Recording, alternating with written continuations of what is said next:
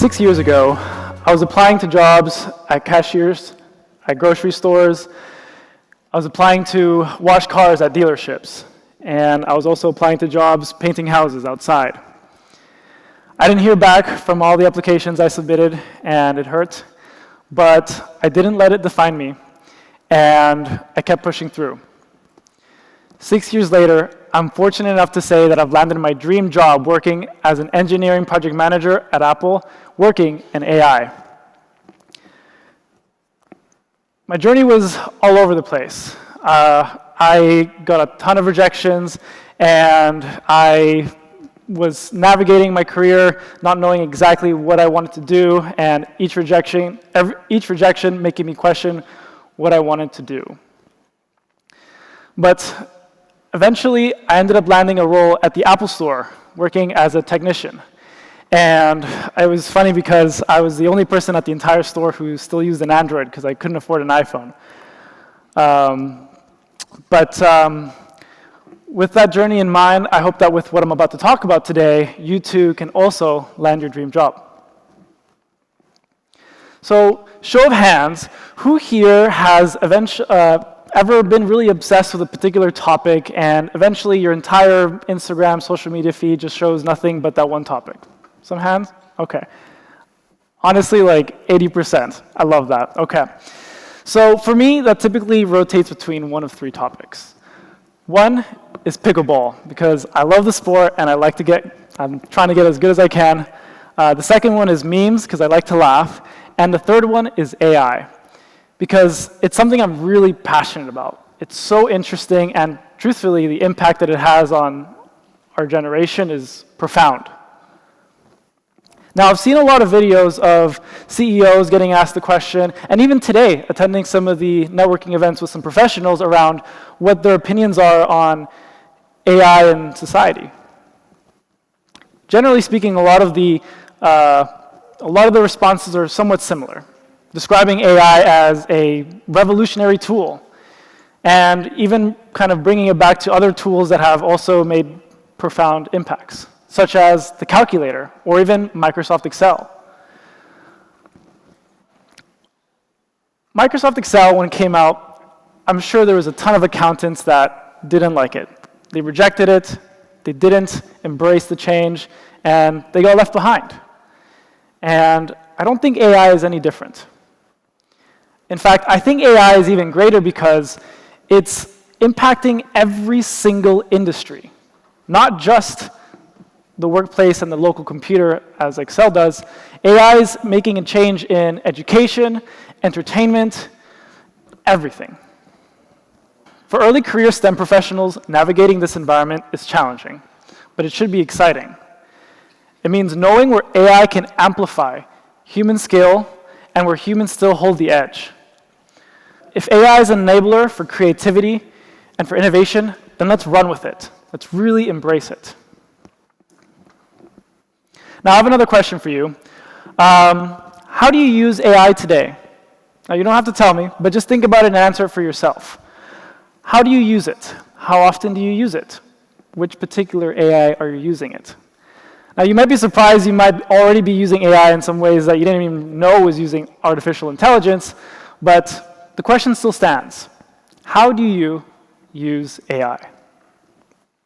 For myself, when ChatGPT first came out, I actually was very skeptical. I didn't even want to use my personal information, and I decoded everything to make it private. As a cybersecurity background myself as well, I'm all about privacy, so I was a bit skeptical at first. So I initially just used it to help express myself, to help find the right words when I was struggling with my grammar, or just helping draft a minor email to a colleague. Eventually, though, there was a pivoting point where I used AI to help me with my interviews. After time and time after rejection, I realized something needed to change.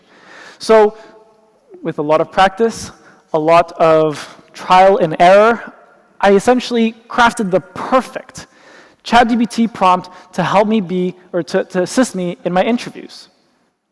I would use my job descriptions with my resume, and I would also include specific instructions around outputting 50 to 100 interview questions at a time. And I would pretend to be I'd pretend to be in an interview and go over all these questions. I'd write down my answers, and then I'd also have AI give me feedback. And I'd say, what would a great employee say, and what would an outstanding world-class professional say? And that really changed the game for me. That's, in my opinion, the reason I got the job was through that particular prompt. And today, I leverage AI to help me be a world-class engineering project manager. Or at least that's what I tell the prompt to do. I'm not there yet. So in these conversations that I've had around how people use AI, there's typically two buckets of usages. The first, using AI to produce an output. Write me some code, draft me an email. This is very focused on the output of the objective or the task, right? On the other hand, I really feel like if we leverage AI to help grow skills, that's the really critical part. Using AI to enhance our already developed skills and to bounce ideas off of it. Sometimes we just need to talk things out and, maybe you don't have anyone to talk about it with or anything, but using AI as a whiteboard, except it talks back. I also believe that it really enhances creativity. And I'm sure everyone here today would benefit from leveraging AI to be creative versus just having AI be creative for you. Now, with that in mind, AI can replicate knowledge instantly. So moving forward, what humans bring to the table, I truly believe, is the human skills, critical thinking, problem solving, collaboration, and influence. On one side, I think that's really the direction we're heading in, and it's the reason why we don't have just a photo of my face as a deepfake doing this presentation with a AI-generated script. Deepfake doesn't have emotion. It doesn't have influence. And I think that's the direction that we all need to start thinking about our careers moving forward. This generation has the potential to pave the road for how these tools will shape our world. Think about it. What was Instagram like when it first came out? What was YouTube like when it first came out? In the first early stages, Instagram was solely a platform to share photos. Now, it's one of the most used platforms across the entire planet, used by personal brands, businesses, educators, everything. Think of YouTube. Initially, when they developed it, it was supposed to be a dating site. And now, it's one of the biggest educators, platforms, and education tools out there. And I believe AI right now is still in the early phases. So just think of where that might lead us. So with that in mind, I have 3 particular topics that I'm really passionate about, and I hope that you can all leave with today. And these are things that I've learned not just through my journey at Apple, but throughout all areas of life. What is your dream? That is one of my favorite mentors, Simon Quibb's kind of title of his book, What is Your Dream? He doubles down on using your dream and passion as the compass towards your career. He says, let passions and not titles guide your direction. And I could not agree more. When I was first going to school, I wanted to be a coach. And I still hope to do that one day. And now, in some way or another, I'm able to coach people through project management. And I love it. And it's what helps me show up to work every single day with the energy and love and passion to say, this is my dream job, and this is what I'm doing. But I would not have gotten here if it weren't for that fact. He also has a point about failing faster and learn faster, embracing setbacks.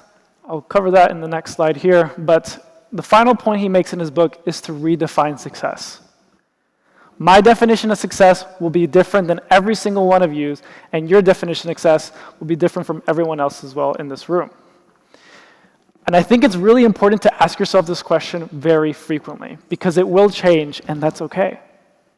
It changed for me a lot, but if I had stayed with what I thought was my term of success, then I'd never be happy. The second slide I want to address is embracing setbacks. And I really love this diagram right here. So this is just a screenshot of a typical YouTube video that changed my life. This video is going over using an AI to teach a tiny video game car how to drive. Now, what I found, my personal takeaway of this was that it took days and thousands of failures for this tiny video game car to learn how to drive. And I think our careers are no different. We have to fail. We have to. But I feel like in my experience and my peers and my family, failure is still seen as this thing that's bad. But if I had taken all of those rejections as at face value and that I was bad at something, again, I wouldn't be here today. AI, if anyone here has worked with AI, you know that to program anything or to have it be accurate, you need thousands and thousands of data points. And the illustration I have here is that we also need a lot of experience to be good at anything. And so embracing setbacks, I think, is really important. Finally, the Dunning-Kruger effect. I show this diagram to every single person that I work with at Apple because it truthfully had one of the biggest impacts to my career. So I'll go through it with you. On the bottom, on the bottom you have the graph for knowledge. The more you know, eventually, the more you know that you don't know. And it's counterintuitive, but eventually, every single one of you should have experienced some sort of degree of this curvature on the red line here, where it illustrates that when you're first learning a topic, you'll start to feel pretty good about what you're learning. You feel pretty confident. But then eventually, after you reach the peak, you realize that you may not know as much as you think you know. Your confidence shatters, and you may not be feeling as good. And right here at the bottom portion, this is where most people stay or quit. Because, I mean, who enjoys learning something and feeling like they're not making progress or that they're not advancing? It doesn't seem rewarding. However, with the Dunning-Kruger effect, it helps me put a frame to my confidence and my emotions and how I feel, and it just makes so much sense. It adds clarity to instances or areas where I don't feel as good about what I'm doing, or I don't feel like I'm making an impact, or I don't feel like I'm making progress. And especially in a day and age where metrics and progress and you got to do this fast is flashed every second, every day, it's hard to kind of get past the curve. So I really like this. I really love the Dunning-Kruger effect, and I think everyone should apply that. Finally, I really believe that AI is not going anywhere, and it's truly a revolutionary tool. And I hope that everyone here leaves today feeling that AI will eventually become part of your day-to-day, how you get jobs, how you do jobs, how you navigate through the economy, how you use your phone. And I really feel like doubling down on what you're passionate about and your collaboration, communication, and those skills that will still be applicable in every single job that you do, that's where we need to invest a lot of time. From grocery stores, applications, to engineering at Apple, one thing is clear.